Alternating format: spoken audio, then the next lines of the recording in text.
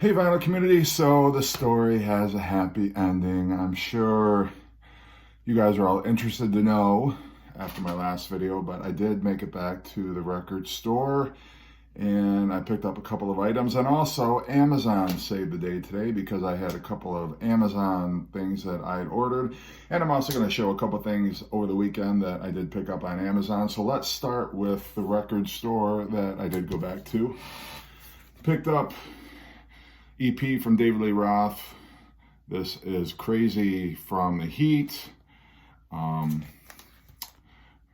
Maybe not his best album, but it's still a lot of fun. You got California Girls on here. I really love Coconut Grove on here. It is definitely my favorite track on this album, but I did not have this EP, so I'm glad I could add it to my Van Halen collection, as it were.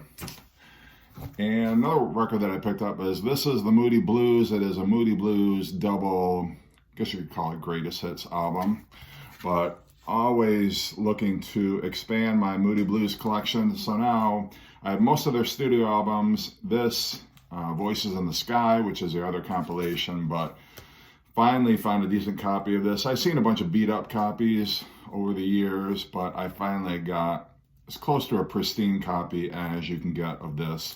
So real happy about that. And then a couple albums that I got on Amazon over the weekend. This one, I had this on CD, but I finally got it on vinyl, and I love this album so much. It's very mellow in spots. It's kind of Americana, folky. I did a Ray LaMontagne video a couple of days ago, but it's got elements of Nick Drake, Van Morrison, some soul music on here, some light kind of acoustic instrumentals.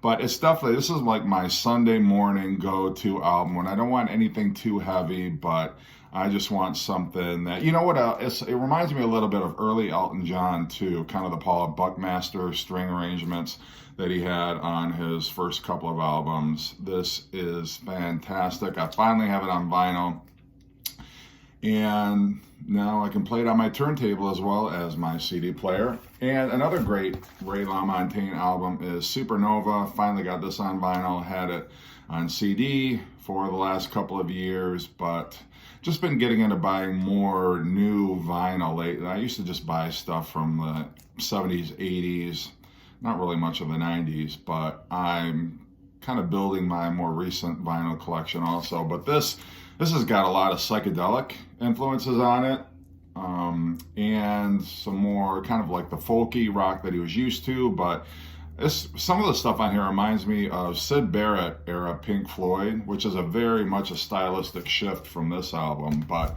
I love Ray LaMontagne to death. Got to see him live on this tour, and he was just amazing, fantastic. He's as great a live performer as he is a studio recording artist.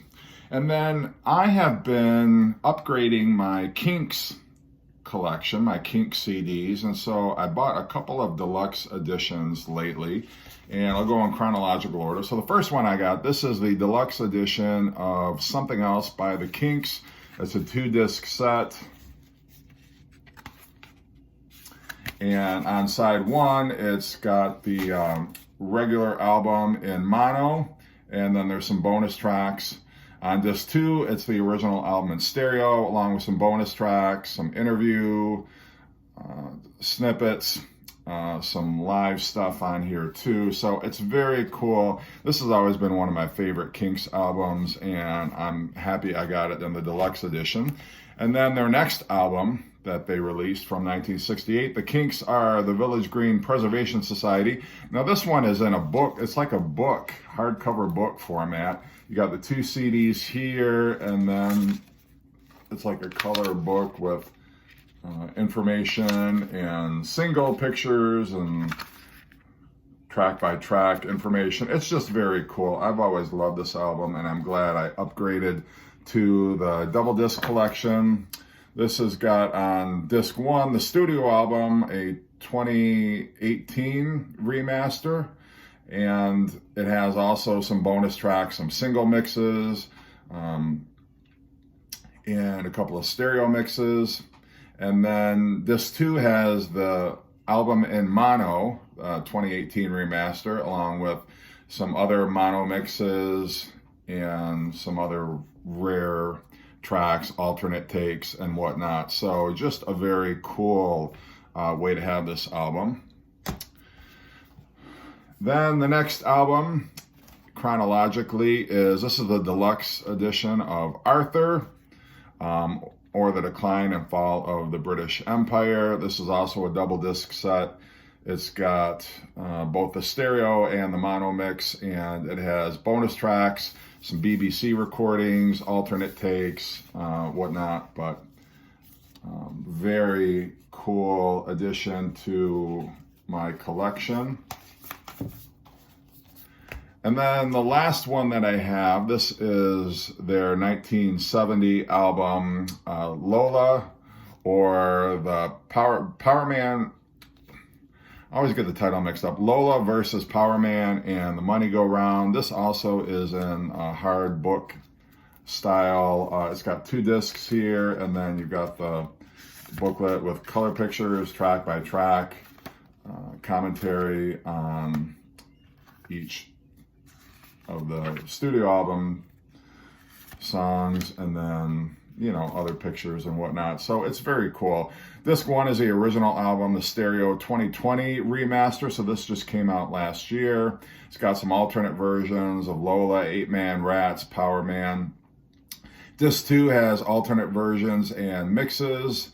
So you get an instrumental demo of The Contenders, Strangers, a stereo mix, and some other very cool stuff, some live tracks. There's a live version of A Long Way From Home from Austin City Limits dating back to 2006. So just some very, very cool stuff on that set. So I am happy that I got those to upgrade my Kinks CDs. And then the last thing I'm going to show are a couple of videotapes that I picked up at the record store. And people think, why do you collect videotapes? I don't know. Why do people collect 8-tracks? It's just another medium. It's another excuse to collect something and fill up my music room with memorabilia and videos and music and whatnot. The first one is, and these are all in pretty good condition, The Beach Boys, An American Band, which was a documentary that was put together in, I believe, the 80s or early, it's got to be early 90s, because the quality on this is looks like it's very dated. But I've got this on DVD, but it's cool to have it also on videotape.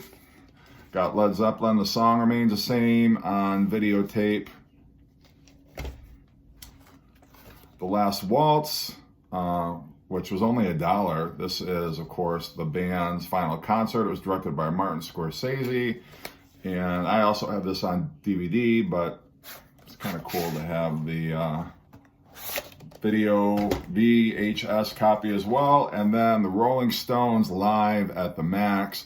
I don't know if this is available on DVD or not, but this was after the Steel Wheels tour, because you still have Bill Wyman in the band at this point. But, you know, very cool. Didn't have this in any format, so only $2. Glad to add it to my collection. So I finally rectified the blunder of yesterday, and I do appreciate all your comments. You guys are so kind. Some of you suggested, well, you could pay with Apple Pay, you could use PayPal. I had my phone with me, but I just wasn't thinking clearly, I guess, at the time. But next time, I know. But I appreciate everybody who also shared your stories about when you made the same mistake, and maybe it wasn't a record store, it was a grocery store. But thank you so much for empathizing with me, but it's all good now. Thanks so much.